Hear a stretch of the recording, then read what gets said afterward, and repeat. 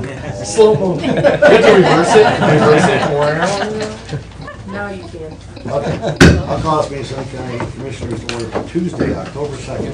Please join me in the pledge. I pledge allegiance to the flag Of the United States of America and to the republic for which it stands, one nation under God, indivisible, with liberty and justice for all. Commissioner Thomas, please. Lord, thank you for the opportunity to gather here today and contemplate the county's business. We appreciate your grace and guidance. Please bless us as we contemplate our history today, this morning, and please keep that in a special place in our heart. In your name we work. Amen. Amen. Okay, any adjustments to the agenda? I have none. Okay, let's move forward. Yeah, I have a few. we have. Board session for October 16th. I forgot to put HSA on the agenda if we want to discuss that again today. Okay. Cupola color and a security. Cupola color. Cupola color. And the security quote for the annex. So a couple things.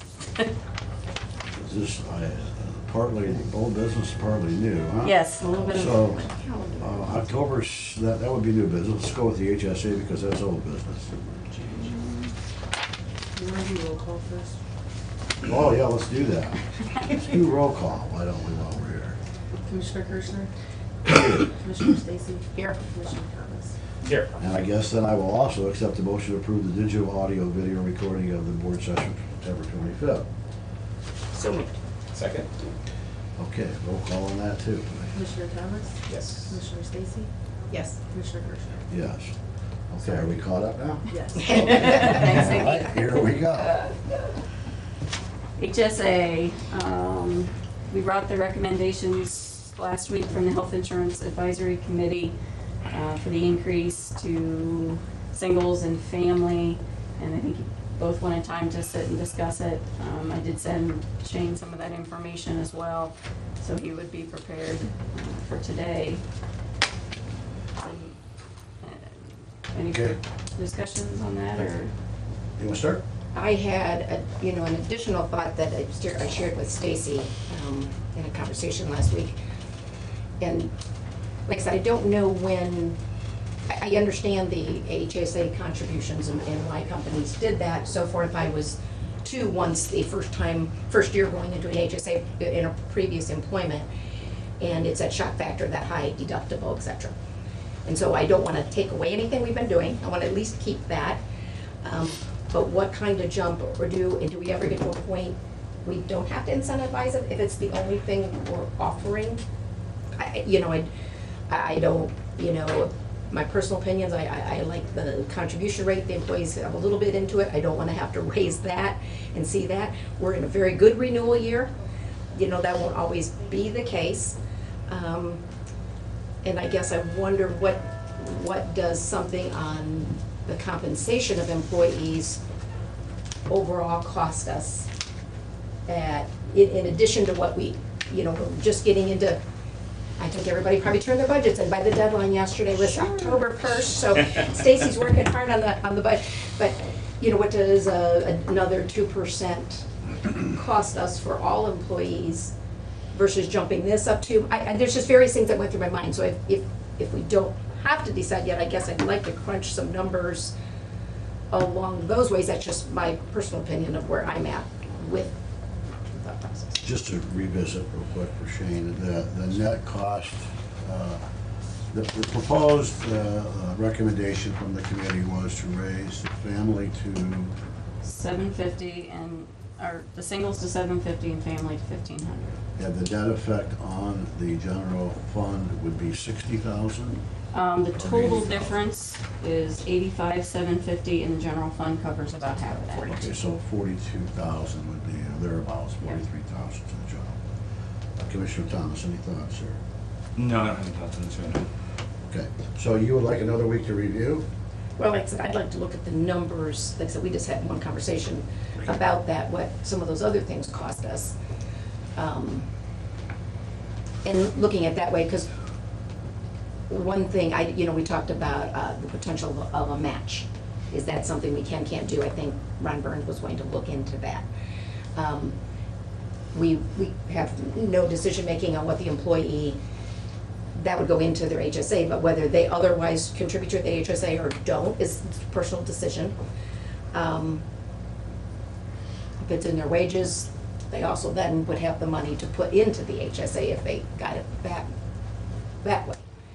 I'm not sure that's 100% where I want to go. There's just various things that entered my mind when we think about overall compensation.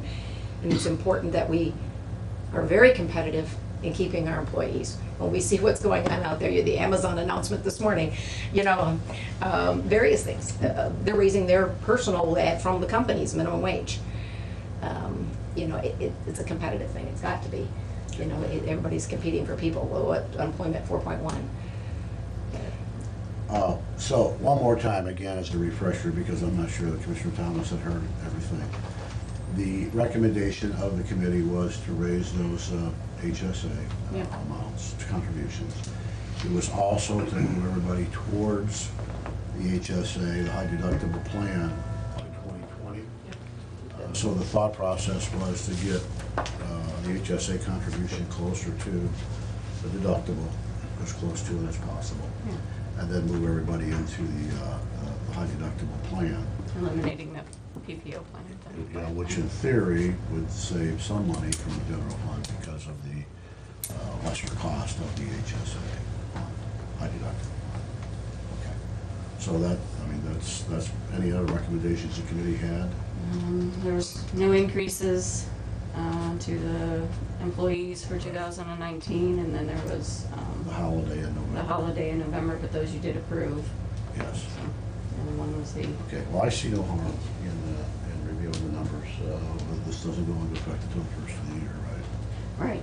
I think open enrollment started today, so, but they can just do the presentation without these numbers. So, Okay. All right, so let's put it on the agenda for next week. next week for a decision. Okay.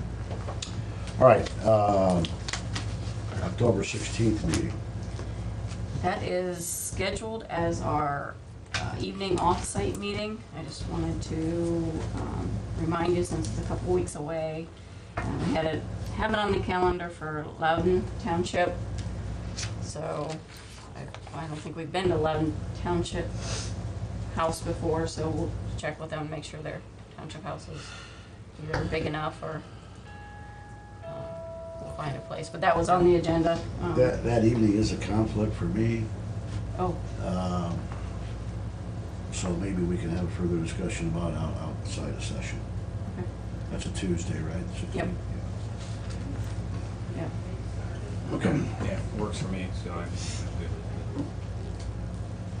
okay. Cupola color, this ought to be fun. Cupola color. I just wanted to let everybody know we have been having a little difficulty trying to get the colors to stay on. But if you notice, it will be red. We had a request from the city of Tiffin, specifically the fire chief, to honor the National Fallen Firefighters event the first week of October. So first week going to be red, and he would also like the second week for National Fire Prevention Week, which obviously is the second week. So the 2 weeks it'll be red, and we did check it last night, and it was actually red. Yeah, that was good, actually, yeah. Yeah.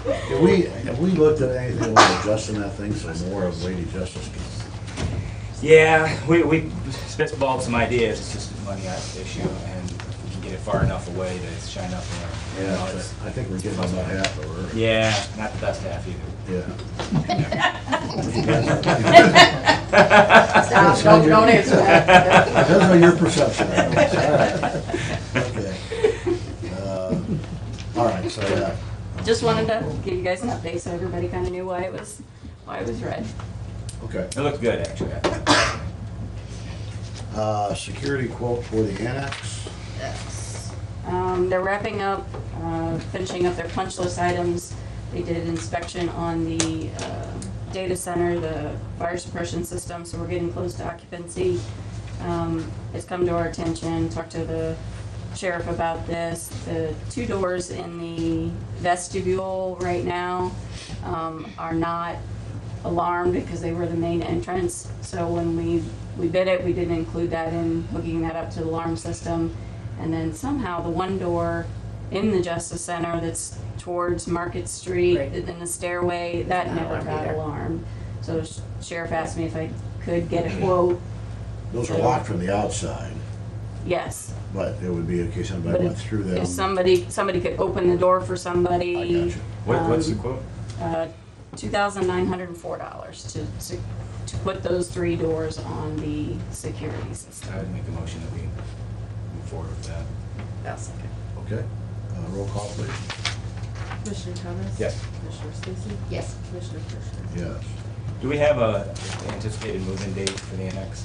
They are working towards the week of the 15th. I think their phones are switching October 15th? 22nd, maybe? 22nd, yeah. 22nd. They're moving everything over that week and then they actually go live on the 22nd. Should we go ahead and make parking arrangements for them in the existing county lots? I think that's where John. they're kind of parking at now. Have John line it up? Yeah, they're supposed to have assignments, I think, at this point. They don't No. have any assignments. They've been parking in, well, wherever they currently are, but we told them if they had overflow, we gave them a sticker to park in the non-county spots. Yeah. I have a sense that most of them are gonna park right where they park now probably, because that's what they're used to. Yeah. I mean, you know, what we, let Judge Meyer know is that, we would provide them spots and they got moved in, so, Okay. I mean, I think it's only fair to their Well, employees. if we told them we would, then we should. Yeah. 'Cause, we won't have any progress on the other lot. Okay. It is 10:15, Tanya. In respect for your time, what do you got for us? I have a PowerPoint to do. Oh, boy, Is it okay if I sit here? Or, it's okay, sit wherever you're comfortable. okay. Well, we have a report here from January to September. Do you want to? Oh, I was gonna get you the clicker. Oh. Okay, what button? Oh, here we go. No. That was the Press the off. self-destruct. Here we go. Yes? Okay. For attendance, so far, we've had 560 walk-ins, 245 used the Fort Ball room. We had a total of 217 school kids for the 3rd grade school tour. That was in May, and 200 for the Heritage Festival. And we also had about 70 people the day of the marker dedication at the museum. So far, 1,292 people have attended the museum. Volunteers, on the left there is Paula Crum. She does all the gardening and helps with the special events in her hang. She's on the Historical Society. In the center to the left is Brian Courtney, and he's been helping there for about 16 years now. And then the young girl on the right, that is Allison. She's our intern from Heidelberg. And so far, they've put in, with Mark's help and some of the other volunteers, 1,535 hours of volunteer for the year. The inventory, that's Paul up in the corner there. And so far for the inventory, we've added another 749 items to the inventory. So we're getting close to 2,000 in the inventory. March 21st, or March 1st, I mean, we attended a press conference at Terra, and that's where we were to receive a $25,000 grant to be used towards the carriage house. And we are still working with Zach and Stacy and everybody to get that worked out. So hopefully that will be coming to get started on that. April 14th, Mark, myself, Paul, and Brian, we attended the local History Alliance regional meeting at the Lime Village, and that was very interesting. We got to meet some different people from the other museums and get ideas in our hang, and it was a very interesting day, other than it was very cold and we were outside in a barn about to freeze to death. So, April 23rd, the Seneca County Museum hosted a book signing by John Huss for the Temple of Justice. And he is still selling those books. He doesn't have very many left, so if you would like one, please get a hold of John. And Jimmy here did an article on the courthouses and everything. That's not in the report, but there was a nice newspaper write-up with that and everything too. Thank So, you. Thank you. April 26th, we had a roast held for Lenny Klaus. That was also a fundraiser for the Carriage House, and I believe we cleared a little over 5,000 towards the Carriage House. So down at the bottom is a bunch of the logos of the people that donated towards that and everything. So it was a very fun night. May 10th, the annual Tiffin City third grade tour. Like I said, a total of 217 students, teachers, and chaperones attended. And all the third grade students were given a history slide, a brief tour, a World War I history card, and a package of the poppy seeds. And the card has on there the poem of Flanders Field. And Mark does this little history thing of different items from around the county and everything, and one is on the Payday Candy Bar. Was supposedly invented here in town by the Harder Candy Company. So if you like Payday candy bars, it's kind of a little bit of our history. So spoke and participated at the ribbon cutting ceremony at the time capsule at the Joint Justice Center, and spoke and dedicated the Ohio History Marker at the Klaus Kurian Park. And September 13th, we spoke and participated at the Ohio History Local Marker and ribbon cutting at the Seneca County Museum. And that's the nice picture there on the side that the chamber gave to us. I was interviewed by John Monk on that following Monday for the Channel 11 news at 6 o'clock. I was on my way heading to Bucyrus, and Mark calls and says, "Can you go down to the museum? The newspaper, the Channel 11 would like to interview you." So it was kind of a last minute thing. And request for other items. We've had a lot. This is just a few of the things. We provided history and photos to the advertiser for the 40th anniversary of the 1978 blizzard. Information on the former mayor, Frank Mielek, who passed away. Arbor Day 70-year anniversary at Hedges Boyer Park. Again, the Joint Justice Center History of Courthouse Special Tab, thanks to Jimmy. Featured museum members and special volunteers tab, and featured in the special tab about area collections. Provided the Laird Arcade Brewery with historical photos, and provided historical photos to Roger and Sue Murray. They're writing a book on farm wagons and featuring the Tiffin wagons, but they're also in the National Carriage Association of America. So hopefully that book will be coming out.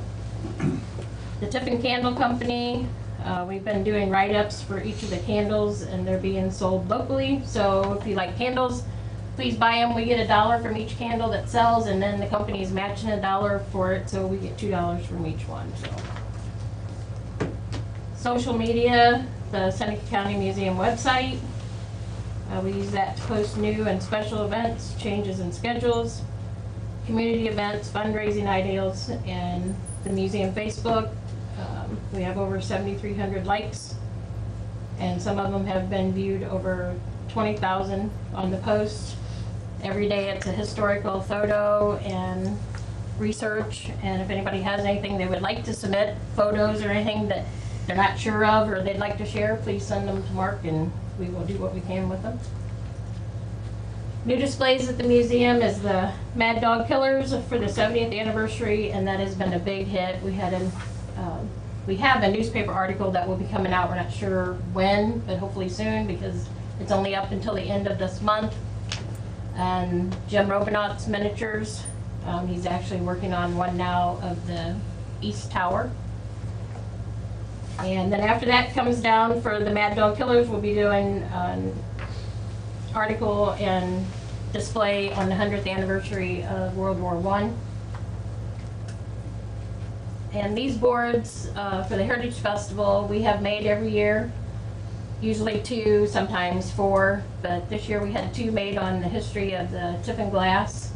And so far of these, we've made 19 of these history boards. So when you go to the Heritage Festival downtown or at the park, You'll see them throughout the city in Hang. And we don't just use them for the Heritage Festival. We take them to classrooms. Some teachers will come and pick them up. Some of the factories, like the glass museum and places like that, they'll come and use them for open houses and things. So they get used quite a bit. So Tiffin Heritage Festival, we were open special hours. The Dulcimer Band from St. Mary's played, and we had about 200 visitors. But there's Mark talking to a lot of the family on the left, step kids and stuff that came in that were from some of the families that was killed here locally. And then on to the right is the Dulcimer group playing in the back there. So.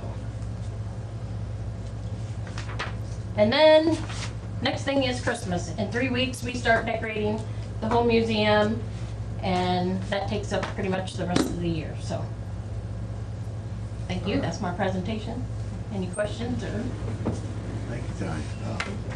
A lot of activity. Any questions? Are we still working off the strategic plan information, or how's that integrated in the committee? I don't know how that, do you guys talk about that on a regular basis? Was that process worthwhile? Do we utilize some of that information? The last board meeting in the museum, Chuck Christensen is the chair of the board. We have mostly focused on the poster contest and a couple of other things. So the short answer is, I don't think we've talked about it in probably 2 or 3 meetings, but we do. It is part of the agenda to keep it going. Tanya briefly talked about that carriage house and the $25,000 was coming, and that really was the primary goal of that strategic meeting, to do something with that carriage house and bring it to life again. I think we're waiting for that money to come through before we decide what exactly it is we're going to do as a start to that. That money can be used as match money, Yes. so I mean, going to need other. Yeah, we're going to. I don't know what our estimates, what the estimates were. But there were some, just, Mark, you can talk about it. I mean, there's some things we could do just to pretty the place up in the beginning. It needs some paint, it needs. Well, we just had a meeting here, David Saxon here, and we had a meeting where we have to figure out how to apply for it. And we have to go out and get bids from contractors that have the prevailing wage prices in. So once we get all those things and submit those, David's going to massage the package and make sure that it looks like it's going to get through okay. So it's a ways out yet, but Use that 25,000 as leverage for that matching funds. no, we don't need to use it for matching fund leverage. It just goes straight to the project. Okay. Any other questions? Okay, Tanya, Mark, thank you very much. Thank you. Okay, on the new business side, we have, I think we covered everything you asked for. Yep. We have a quote from the airport. You want to do Mike Schreiner? Oh, I'm sorry, yeah, sure. Distinguished councilman from Republic. Yes.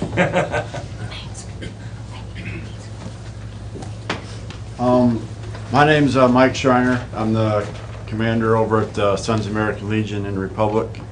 I'm also a member of the American Legion. I'm here today just to speak a little bit about our event, our second annual Salute to Our Veterans event, which will be held out at Meadowbrook in Bascom. So I'm going to give the commissioners some things here just to kind of look over what we're kind of doing.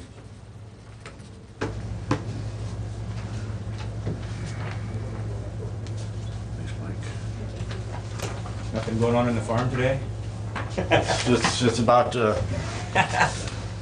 get no sleep. Yeah.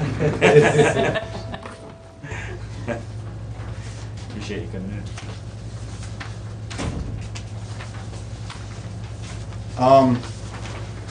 So what this event is all about basically is to raise money for local veterans here in Seneca County. The Seneca County Veteran Service Office out there on State Route 100, they do a lot of great things, but sometimes veterans don't qualify or things of that nature. So that's where we kind of step in. So there's 3 local organizations here in Seneca County that help with that. The number one is the Tiffin Vfw post. They have a Veterans Assistance Fund. What that is basically any veteran in need or falls upon hard times, or any family member of a deployed soldier. If they're in a time of need, they can go to the VFW, and that's what that fund is there for. The second one is the Seneca County United Veterans Council. They are attached with the AMVETS. They do a lot of great things here in our community. They're privately funded through donations. They do our honor guard, military burials, and they do a flag etiquette program for all 4th graders in the county. So they do a lot of great things. And then the third one is if you ever get a chance to go through Bloomville, there's a real nice Veterans Memorial project they got working, and they're looking to make some improvements, do some things. So we're going to be helping out with that too. Last year we raised $8,500. 100% of the proceeds gets donated out. Nothing stays in our organization.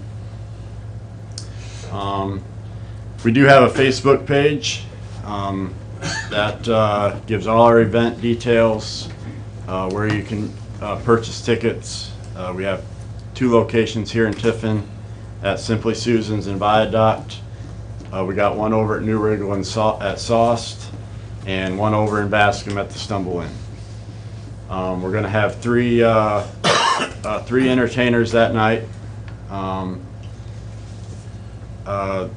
Eric Sauer's band, Brent Lowry and the Drifters, and we have a country artist coming up from Nashville named Clark Manson. So we got a really talented lineup. We're going to have we'll have a special presentation. The event is Saturday, December 8th, and that starts at 5:30. And what we're trying to plan is that is the day after the Pearl Harbor anniversary. So we're putting a little something together there to honor that. We'll have a distinguished veteran guest to honor. Last year it was a Purple Heart recipient, distinguished Marine from the Korean War.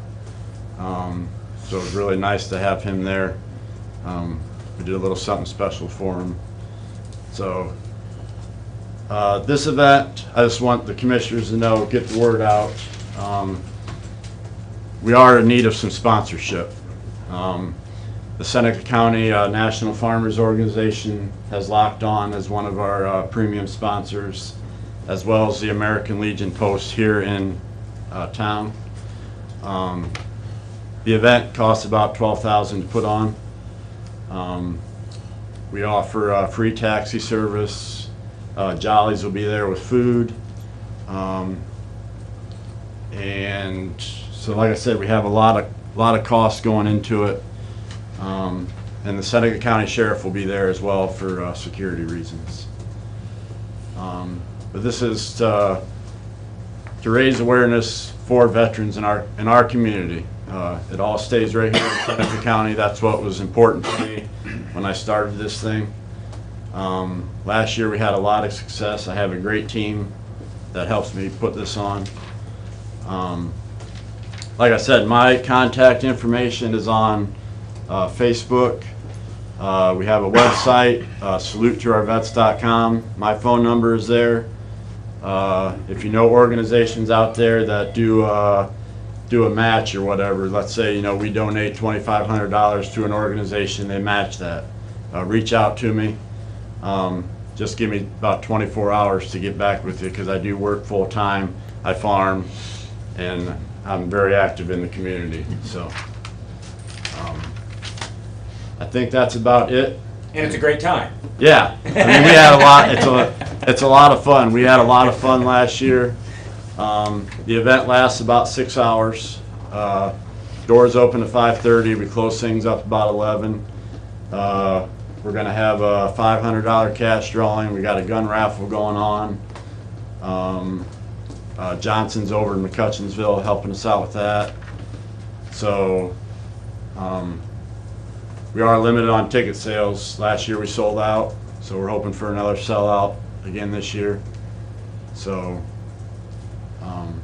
like I said, the main goal is to raise awareness and help support veterans in our community and let veterans know in our community that there is help out there. And this is no way undermining what Seneca County does out there. I work with them as well, so I mean, they understand that we can't donate to them because that goes into the general fund of Seneca County, and they might necessarily see that. So that's why we targeted these 3 organizations that really do a lot for veterans here in our community. Mike, thank you very much for your hard work on this. We appreciate it. Yep. A lot of volunteer hours, I know. Yep. Thank you. What started this whole thing is a couple of years ago, or a few years ago now, the Patriot Day salutes. I saw how the community came together, and I saw what a great time everybody had. I don't know if we'll ever get to that level, but because that was huge. But we can make an effort. So, but I appreciate your guys' time, Jim. I can give you these couple of things. Thanks, man. So you can pick what information you want. Thank you, sir. Okay. And don't be afraid to put my phone number anywhere. Absolutely, man. Thank you. Thanks for all you do, man. Yep. Thanks, man. Thank you, Safe guys. harvest. All right, let's go with the airport quote. Thanks, Mike. Yep, thank you. Reports.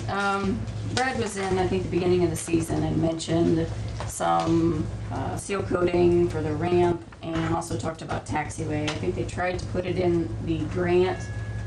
We didn't get it in the grant for this year.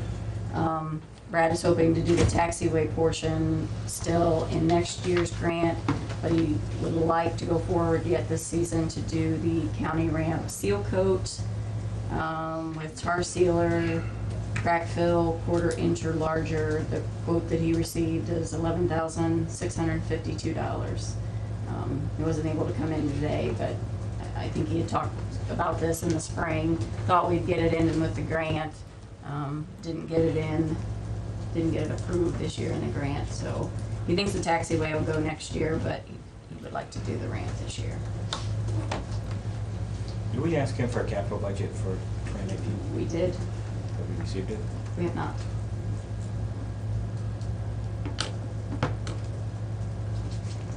Any thoughts?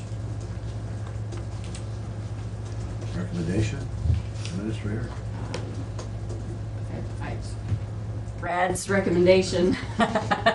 Well, whenever they inspect the airport, I mean, the people from the state, they're always so impressed with the maintenance of that airport compared to other places, and I'd like to see that continue if possible. And I don't know that Brad's ever asked for anything that's unnecessary. I think that, preventative sealer on this thing, as opposed to letting it go and then having to re-blacktop it, is certainly significantly less cost. Yeah, as I say, it's always been a positive note in the FAA reviews, or like you said, whatever, when they go through that process is the maintenance level, and that makes a big difference in where we score on some of those grant ask. Where would this money come from? General fund. We would not put the money in anywhere, saying we'd have to get it in place. We'd have to put it in place, yeah. Okay, we just get it in place for another week, and so if anybody's got any thoughts on it, I mean, Yeah, I'd like to see some capital for money into that account if possible, if there's some money in place to do that with. Yeah. I'd just like to see his budget for 2019. Okay.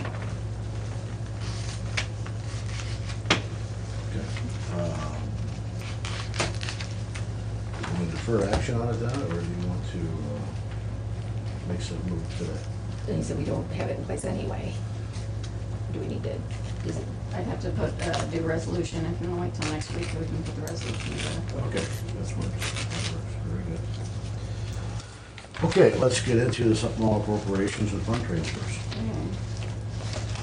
I have a supplement to the permanent appropriation to the general fund. This is putting $125,000 into our transfers outline. And to go along with that is the transfer from the general fund to the budget stabilization fund. It's what we decided at the beginning of the year, that every quarter we would move $125,000. So October's here and get it moved. I have an appropriation adjustment within the M&R fund, moving $29,221 from contract services to materials. I have a supplement to the permanent appropriation to the delinquent care and custody grant fund, putting $1,000 into travel and $4,000 into equipment. I have a supplement to the permanent appropriations to the sewer district fund, putting, let's see, this one is for, doesn't have which one this is for. She's got a couple different requests. The one is for contract services for $19,717.05. She's got some $1,073.26 to various lines for the sewer district, salaries, workers' comp, Medicare, and PRS. She's got a couple of these. She must be cleaning up the year end for 2018. She's moving $472.80. Let's see, she put these in the, we're starting the new system with our sub-apps and our appropriation adjustment. And Charlene's the one that was the lucky one that gets to try all these, so. Looks like the 1,073 is for the 23 to 24 sewer.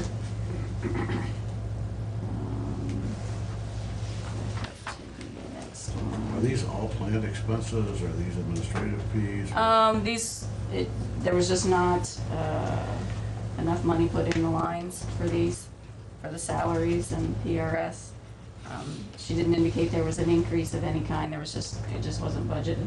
Didn't have enough in the budget to, for salaries, Medicare, PRS. Okay, well, let me make sure I understand. There's a percentage of administrative fees that we're paying for collection of the sewer revenues, right? Right. And that amounts to somewhere like $45,000 or $50,000 a Right. year. In addition to that, we're paying, The salaries is for Mark and for the inspectors.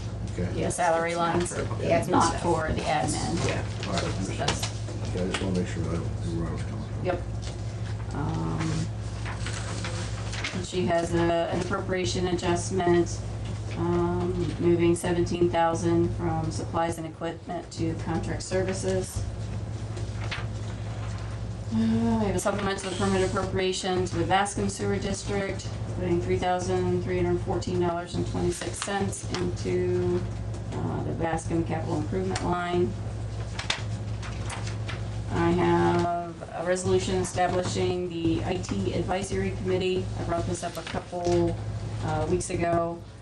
Wanted to get it established. We have the members that are currently on our IT committee now, which is our IT consultant, commissioner, county administrator designee, judge, auditor, sheriff or designee, or GIS or designee, clerk, and the recorder. Do we have to formally disband the data processing board? Yes. Yep, that is included in that resolution. Okay, thanks. My resolution accepting the bid and entering into contract with Great Lakes Demolition Company for the clearing removal project at the airport. Their bid amount was $66,237. I have a resolution authorizing the FY18 Adult Drug Court Discretionary Grant Program, authorizing Mike Kirschner, President of the Board, to sign retroactive to October 1st, yesterday. And I do have one additional supplement to the sewer district, total $354.60. Okay, refresh my memory on the budget stabilization fund. We're putting $125,000 a quarter. Order in. Okay, so $500,000 a year. Are we using any formula for that? Are we having any discussion about how much money we have in excess to be able to do that? Is that flexible if we wanted to put in at the end of? Absolutely, next that quarter was just the additional amount you guys had decided at the beginning of the year for Sorry. 2018 to put $500,000? 125 a quarter in. But, you know, we can revisit that amount, we can revisit the So I just where wonder we're if at there's on an carryover. equation, yeah, if there's an equation or a formula that we ought to use. I mean, is it just strictly gonna be $500,000 a year, or is it gonna be X% of anything that we, you know, that they designate as available versus what our general obligations are? Yeah, we've also held on to that MCO transition funds, so that's a, you know, a supplemental budget stabilization fund as well, so. But I think We it's a don't good have idea. to, we don't have to do anything, but I Yeah, think that we that's a ought to good have thought. some guidance for the administrator as to what the formula ought to be to say, okay, based on this formula, we ought to put 137,300 away this quarter, whatever the number happens to be. So we don't need to decide it today, but the number right now is 500,000 a year. Yep, that's what we did for this year. Okay. What's your pleasure on the resolutions, folks? So move to approve as presented? Second? Roll call, please. Commissioner Thomas? Yes. Commissioner Stacy? Yes. Commissioner Kirschner? Yes. So we are going to move to executive session, but, and again, respect for the folks' time, I don't think we'll come back with any decisions. Are there any comments that anyone would like to make before we go to executive session? Okay. Yes, sir. Roger Hunker with Apex. Just wanted to make some clarifications from a meeting that I was at last night. Sure. And you had asked or commented about the truth and whole truth. Yeah. And we had seen some things presented as far as the AZ and those differences. I think there's some questions that need to be looked at with that. With the presentation that was presented, it doesn't take into any account of depreciation of those real estate taxes if the AZ goes away. It does not also take into the fact of what the state is going to pull away from those schools and other entities when that money comes in. So I don't think you're looking at all of the information that's Okay, in the coming spirit into of the that. whole truth, then frankly, the alternative energy companies aren't looking at what would happen if those things were, had to be redesigned after a period of 10 or 15 years. What would happen to the value of those, and what would happen to that depreciation schedule? What is the history of any farm, any wind farm that has gone for 30 years? I don't think that we have that history because that hasn't happened. It has. Okay. There's several in the state that Where's are the in the US depreciation that bet? went more Where's the than that. depreciation bet on those? Where does it cross between the AEC and the regular taxation? What happens if the company sells out and somebody else comes in and does another depreciation schedule? So when we're talking about the whole truth, the point is that there are certainly some factors that the alternative energy companies can add to that equation for their favor. And there are certainly some components of an equation that could be put together to support the fact that the taxes are lower than they would have been with the pilot than they would have been with regular taxation. So if you want to talk about the whole truth, there are a lot of components and a lot of things that you could put into the equation that would either be favorable or unfavorable. So it's not only the truth, the whole truth, but the whole truth, the truth as we know it. There's a reason that when we swear, we talk about the whole truth. Exactly. So there is also nothing but the truth. And if we really want to get into an intelligent discussion, then we have to talk about every one of those components and just not what favors one side or the other. And when we've had the discussion, we've tried to do that. There is I a don't, point. I don't know that that was pointed out. I'm sure that it was said. You can, Last night. you know, check your recording.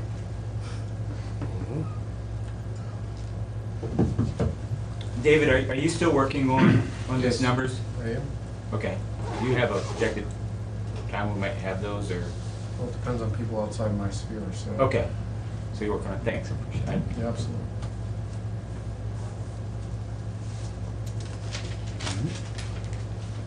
Okay.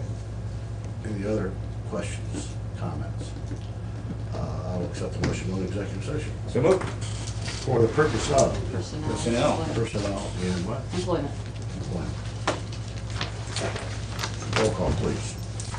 Commissioner Thomas? Yes. Commissioner Stacy? Yes. Commissioner Fisbell? Yes.